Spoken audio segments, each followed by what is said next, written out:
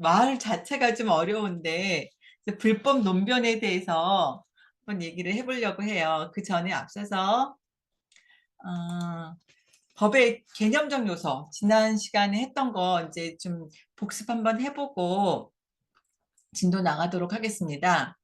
지난주에 요 제가 표시를 했는데, 그러니까 법이란 무엇인가요? 라고 했을 때 생각하는 것들을 개념적으로 어떤 것들이 있는지 분석해 봤을 때 한 세 가지로 요소, 개념적 요소를 분석할 수 있는데, 첫 번째 합법적적 재정성, 사회적 실효성, 그 다음에 내용의 정당성, 요 세 가지. 내용의 정당성은 이제 실질적인 측면이고, 요 앞에 거는 이제 형식적인 측면의 것인데, 그 여기까지 이렇게 형식적인 측면에서 합법적 재정, 그러니까 법에서 정한 국회에서 정한 거, 형식적으로 존재하는 그 법, 그리고 그게 강제력이 있는 거, 힘이 있는 거, 그것만을 법으로 보는 게 이제 실중주의 관점에서의 법이고요. 거기에서 플러스 실질적으로 내용의 정당성이 있는 것까지 법의 개념적 요소를 보는 게 비실중주의 관점이야. 그러니까 이 앞에는 형식적인 거, 뒤에는 실질적인 거.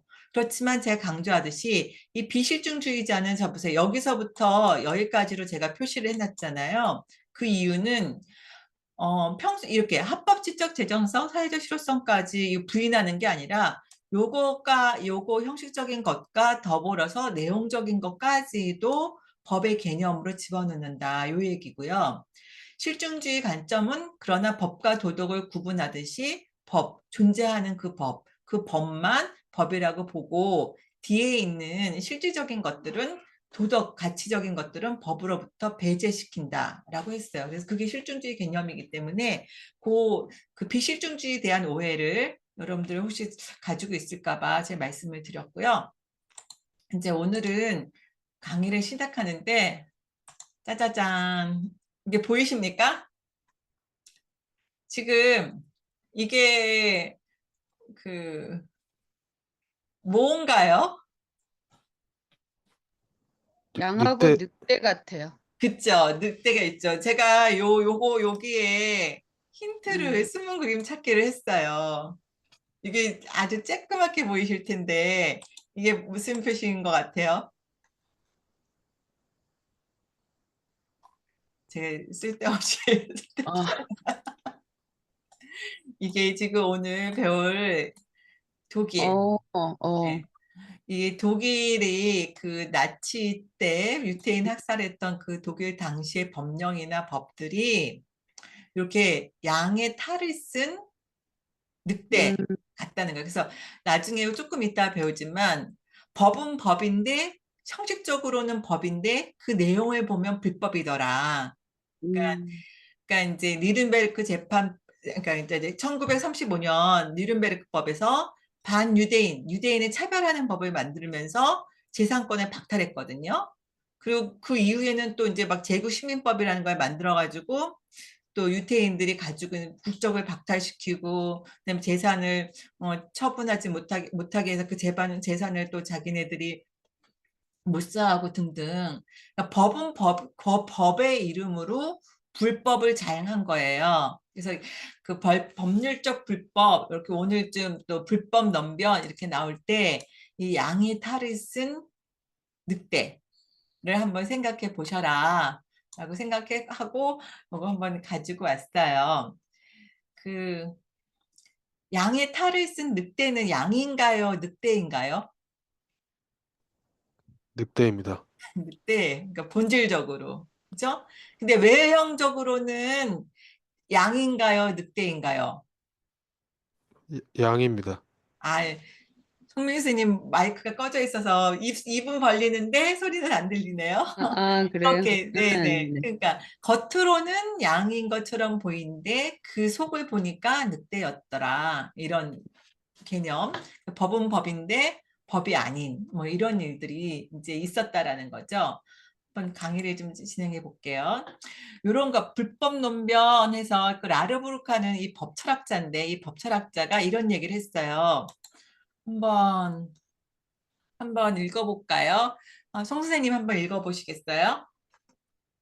법이 법적 안정성의 이름으로 정의에 반하는 정도가 참을 수 없는 정도에 이를 때 그 법은 법이 아니다. 네, 무슨 말이냐면 여기 음. 법적 안정성으로 보통 좀 알 수도 있고 없을 것도 같고 막 이러는데 뭐냐면 질서, 사회 질서, 질서 정연한 거. 그러니까 법의 이름으로 사회 질서를 안정화시키고, 그래서 질서 정연하게 하고, 뭐 이런 거. 그래서 설령 법이 그렇게 법적 안정성을 위해서 사회 질서를 유지한다 하더라도 이 정의, 저스티스, 그 법 자체의 실질적인 내용, 그러니까 여기서 말하는 내용의 정당성, 실질적인 의미에 있어서의 정의를 말하는 거예요.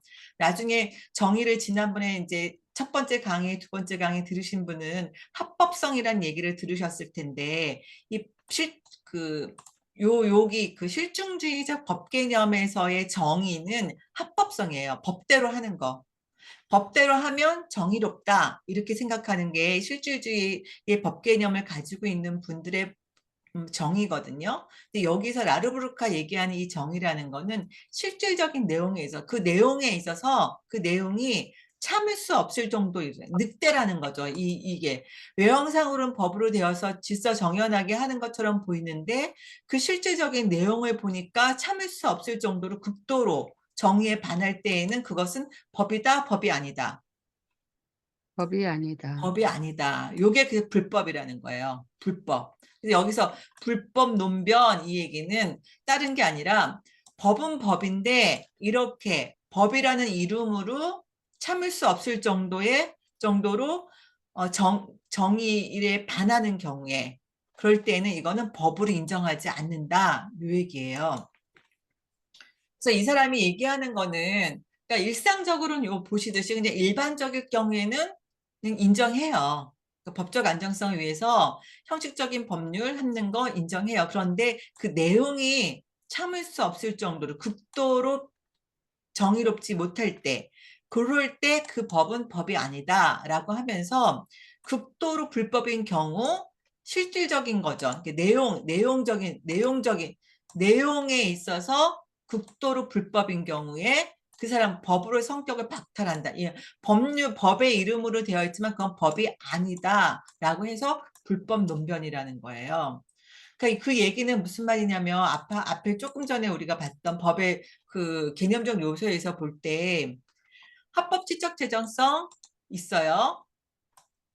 사회적 실효성 있어요. 사람들이 이거를 법이라고 생각하고 있고 위화감도 있고 또 강제력도 있고 그다음에 법에서 정한 기관에서 형식적인 법률로 존재해요. 있어요. 그렇지만 그 실질적인 내용이 극도로 정의롭지 못해요. 없어요. 없어요. 그럴 때는 뭐냐? 무효다. 효력이 없다. 법이 아니다. 불법이다. 이 얘기예요. 그럼 그 법으로서 효력이 없는 거예요. 다시 말하면 실질적인 내용과 더불어서 내용이 정의롭지 못한 거, 그럼 효력까지도 인정하지 않는 거예요. 왜냐하면 법이 아니기 때문에. 법률적 불법이라는 이게 뭐냐면 양의 탈을 쓴 늑대라는 소리거든요. 그러니까 늑대라는 거예요. 그러니까 불법이라는 거예요. 그 불법은 법으로서 효력을 갖지 않는다. 그 효력까지도 이 내용의 정당성이 없는 그 법에 대해서는 효력까지도 인정하지 않게 되는 이런 걸 주장하는 거죠. 그래서 그게 이제 법률적 불법이라는 얘기고요. 그거에 대한 이제 우리 지울까요? 사례를 보시면 조금 전에 아까 말씀드렸던 이 재산권 박탈했던 요 얘기를 오늘 좀 다루려고 우리 사례를 가지고 왔어요. 뭐냐면 우리 어저께 봤던 그 니른베르크 재판 그게 1935년도에 법을 만들어 가지고 그 재판하면서 그 뭐죠? 사람들 그 거세도 하고 유태인들 같이 그 사람들 괴물로 취급하고 그러면서 그 재판관들을 잘못했던 것들을 처벌하는 책임을 묻는 거였잖아요. 특히 이번에 제가 이제 그 얘기하려고 하는 건 41년도에 제국 시민법이라는 이름으로 해서 유태인들의 그 국적을 박탈하고, 그러니까 그다음에 그 재산을 가지고 있는 거를 몰수해서 독일 정부가 가져가는 거. 근데 더군다나 추방을 할 때 재산을 처분할 수 있잖아요. 그러니까 재산 처분도 못하게끔 하는 그런 법의 이름으로 시행을 했다라는 거죠. 예를 볼게요.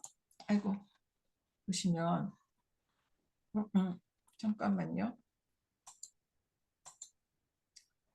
그 유가증권 반환 소송이라고 해서 합법지적 재정성, 사회적 실효성은 있다라는 거예요. 아까 조금 전에 이게 보셨듯이 합법지적 재정성, 사회적 실효성이라는 건 실증주의 관점에서, 여기 실증주의 관점에서의 법 개념을 지금 여기 하고 있는 거예요. 그러면 실증주의 관점의 법 개념에서 봤을 때는 이런 법을 만들었어요. 그러니까 법을 정한 기관에서 유효하게 합법적인 절차에 따라 가지고 법을 만든 거예요. 그래서 이게 효력이 있어요. 강제력이 있어요.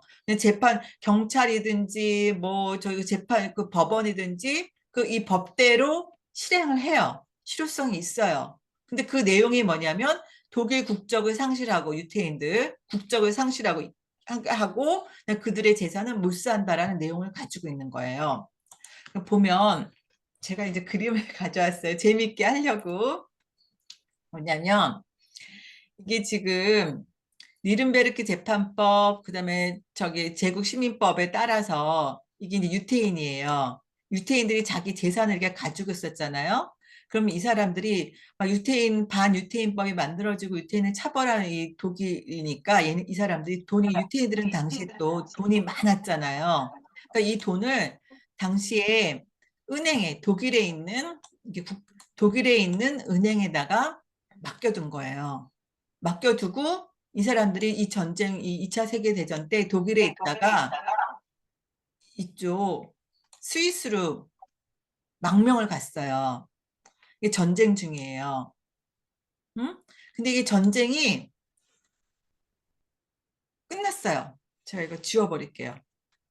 끝났어요. 그래서 이 유태인이 독일로 온 거예요.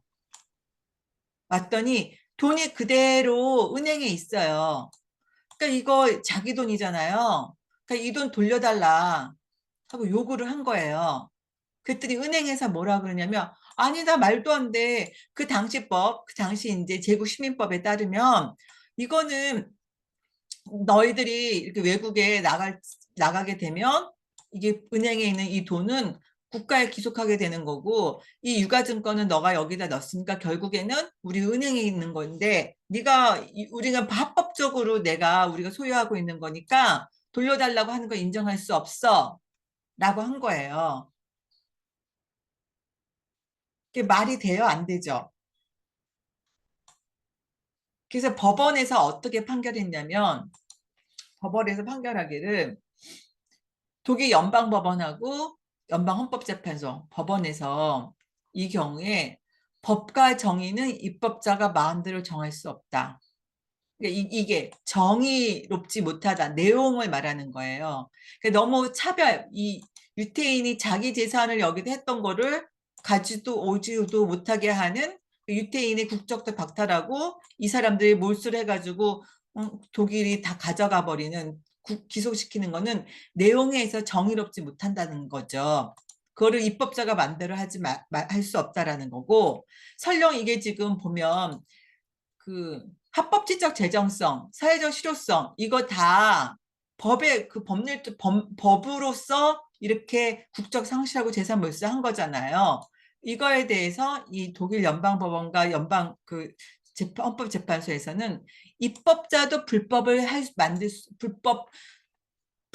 제정할 수 있다라고 얘기한 거야. 그러니까 원래 이 전에는 그러니까 유태인이 이렇게 반유태인 차별법이 있기 전까지는 우리가 정한 법, 다시 말하면 이렇게 합법지적 재정성, 우리가 말하는 음, 이렇게 합법지적 제자 사회적 실효성이 이게 있으면 이거에 대해서 1.1획도 더하거나 빼지 못하고 다 따라야만 했었어요. 복종의 의무가 있다고 그랬었잖아요. 그래서 누구도 이 법에 대해서 이거 법이 잘못됐다라고 얘기하지 못했었던 거예요. 그런데 이번 이 사건에서 연방법원과 연방헌법재판소에는 법률, 불법 잘못된 법이 입법자도 그 불법을 제정할 수 있다라고 판결을 했고, 더군다나 헌법 초안자도 이런 거 마음대로 자기가 모든 것을 마음대로 할 수 없다라고 얘기하면서 뭐라고 했냐면, 법의 근본 원리에 명백하게 위반하는 법률적 불법이 있다. 법률적 불법은 설령 그 법이 적용되고 힘이 있고 사람들이 그게 법이라고 생각하고 또 그 합법지적 제정성이 있다 하더라도, 아무리 그렇다 하더라도 불법이 법이 되지 않는다라고 얘기한 거죠. 그래서 어떻게 됐어요? 그래서 이 재산을, 이 은행에 있던 재산을 유태인들에게 줘라. 이거 얘네가 불법으로 그 법률, 이 제국시민법 자체가 억울하게 말도 안 되게 얘네들 거를 몰수해가지고 독일이 그 유태인들을 차별한 거잖아요. 그러니까 그거는 법이 아니라는 거죠. 법의 이름으로 되어 있지만 법률적 불법이다라고 해서 은행에 가지고 있는 돈 유태인에게 돌려주라라고 판결을 한 거예요. 그래서 이런 사건들이 얼마나 많은지, 어떤 내용이냐면 결국 그 법은 법이지만 실질적인 내용에 있어서 근본적인 정의의 원리에 반하고, 그렇기 때문에 형식적인 그 법률, 아까 말하는 그 뭐죠? 그 독일법, 독일에서 많은 저기 독일 법령, 그게 형식적으로는 법률이라 하더라도 법이 아니다. 그 성격을 부인하고요. 따라서 효력까지도 무효다라고 한 거예요. 그래서 이런 거가 이제 어떤가 해서 참고로 한번 자료 왔어요. 지금 보시면은 이 사람이 잘 보이시나? 이 사람이 누군 것 같아요? 히틀러. 히틀러입니다. 히틀러가 이 그림을 감상하고, 이게 원래 히틀러가 미대에 저기 화가를 그림을 전공하려고 했던 사람이잖아요. 그러니까 이런 미술품에 관심이 많았던 거예요. 근데 이들이 유태인이 가지고 있는 거 다 약탈해가지고, 이게 다 그 유태인들이 가지고 있는 그림들이었던 거죠. 이걸 감상하고 있는 거.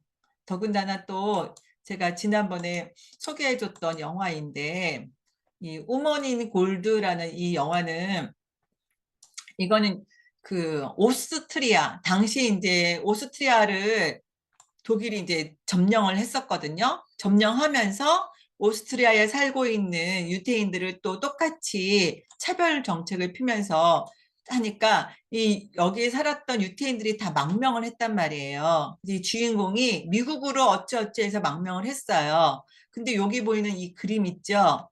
요 그림이 구스타프 클림프가 그린 그림인데, 이 사람이 바로 이 지금 주인공 유태인 마리아, 이 사람의 숙모였던 거예요. 이 숙모를 구스타프 클림프가 그린 그림인데, 요거를 몰수해가지고 오스트리아에서 가지고 있는 거를 반환하고자 요구했더니, 안 된다, 된다, 안 된다, 된다, 막 이러면 서로 설랑설레 하다가 결국에는 나중에 이거를 반환받게 되는 그런 내용이에요. 이처럼 그림도 그렇고, 뭐 여러 가지 영화를 봤을 때에도 보시듯이 오만 가지 거를 다 수집을 해서 몰수를 했다라는 거죠. 유태인이 가지고 있었던 거를. 그다음에 두 번째 사건은 뭐냐면 국경 수비대 사건이에요. 이건 마찬가지로 합법지적 제정성, 사회적 실효성 다 있어요. 실증주의가 요구하는 법의 개념, 그러니까 그 동독 국경법에 의해서 동독 베를린 장벽을 넘는 그 사람들 다 총을 쏴서 죽여라라는 게 법에 따른 명령이었던 거예요. 그래서 합법지적 제정성, 사회적 실효성이 다 있는 법이었는데, 보시면 이게 이제 이게 베를린 장벽의 이스트 웨스트예요. 이게 유태인들이 이제 여기를 이렇게 이렇게 간단 말이에요. 여기를 이제 넘어가니까 이 독일에서 이 수비병한테 다 죽여버려 하면서 이 사람들을 몰살을 시킬 정도로 총을 쏴서 죽인 거예요. 그러니까 그냥 한두 명 한 게 아니라 진짜 완전히 그냥 진짜 대학살을 하듯이 발표를 한 이 사건에 있어서 재판이 이제 전쟁이 끝나고 나서 재판이 열렸으니까 이 수비병 이 사람에 대해서 재판을 연 거예요. 그러니까 기소를 한 거죠. 검찰이. 그러니까 이 사람은 억울하다는 거예요. 왜? 이 분명히 법에 따라서 총을 쏘라고 상사가 명령을 해가지고 자기는 그 명령대로 따를 거고 나는 그 명령을 따를 의무가 있다. 나는 그래서 상사가 시키는 대로 명령대로 했을 뿐이다. 근데 그거를 지금 와서 내가 잘못했다라고 기소하고 처벌하려는 거는 잘못이다. 라고 이제 항변을 한 거죠. 그래서 이거에 대해서 그 법원은 뭐라고 얘기를 했냐면 아까 말한 이렇게 형식적인 법률은 존재하지만 실질적인 의미에 있어서 내용의 정당성이 없다.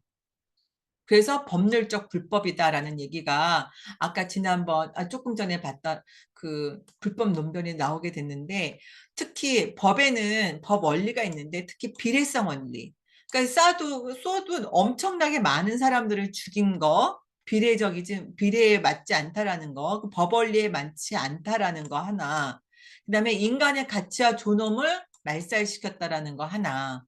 그래서 극도로 그 정의롭지 못한 내용을 담고 있는 법이었다. 그래서 그 법은 효력조차 없다. 불법이다. 라고 했다라는 거죠. 그래서 이거는 엄청난 그 실증주의 관점에서 볼 때는 엄청난 거죠. 왜냐하면 실증주의 관점에서는 이것처럼 이렇게 그 법대로 법을 만들어줬고 그 실효성이 있는 거라면 법대로 한 거기 때문에 잘못이 없는 거거든요. 그렇지만 내용의 정당성 측면에서 봤을 때에는 비례성 원칙, 법 안에 있는 그런 원리, 그다음에 이념이에요. 인간의 존엄과 가치는 법의 이념이에요. 그래서 원리와 이념, 이 내용이라는 게 맞지 않는 것들. 그래서 그거에 대해서 효력까지도 원리, 이념, 효력까지도 실질적인 내용 측면에서 정당하지 못할 때에는 다 박탈시켰다라는 거죠. 그래서 그게 겉으로는 법이지만 사실상 내용을 들어보면 법이 아니다라는 겁니다. 그게 오늘 했던 그 불법 논변에 대한 얘기고요. 이거 한번 지울게요. 그래서 다시 한번 보면 그 앞에서 봤듯이 그 이 라르브르크가 얘기한 거 불법 논변 법적 안정성 이게 법의 이념이거든요. 실증주의에서 가장 중요하게 생각하는 게 법적 안정성이에요. 법적 안정성이라는 건 뭐냐면 항상 똑같아야 된다라는 거죠. 그 개념 법학 생각하시면 돼요. 일반 법학하고 그 질서를 지키기 위해서는 딱딱 법에 정한 대로 해야지 법대로 해야지 언제는 법대로 했다 언제는 법대로 안 했다 이러면은 사람들이 질서를 유지할 수가 없다라는 거예요. 국가를 운영할 수가 없게 되는 거잖아요.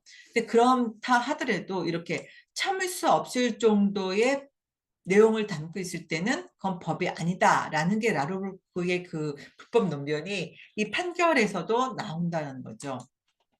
근데 한 가지 이제 중요한 거는 강조하는 것은 모든 법이 잘못됐다, 불법이다라는 게 아니고 극도로 다시 말하면 이것처럼 사람을 이렇게 그냥 몰살해버리고 하는 것 이런 것들 인간의 비례성에 맞지도 않고 그다음에 인간의 존엄성 가치 이념에 맞지도 않는 것들 이런 경우에 음, 적용하는 그 실증주의 법 개념 불법 논변이고 그래서 우리가 그 법 자체가 너무나 비도덕적 혹은 극도로 정의롭지 못한 경우에 그 어떤 그런 사안이 발생했을 때 해결할 수 있는 그럴 때 굉장히 유용한 개념이 바로 비실중주의 법 개념이라는 거죠. 법 자체가 막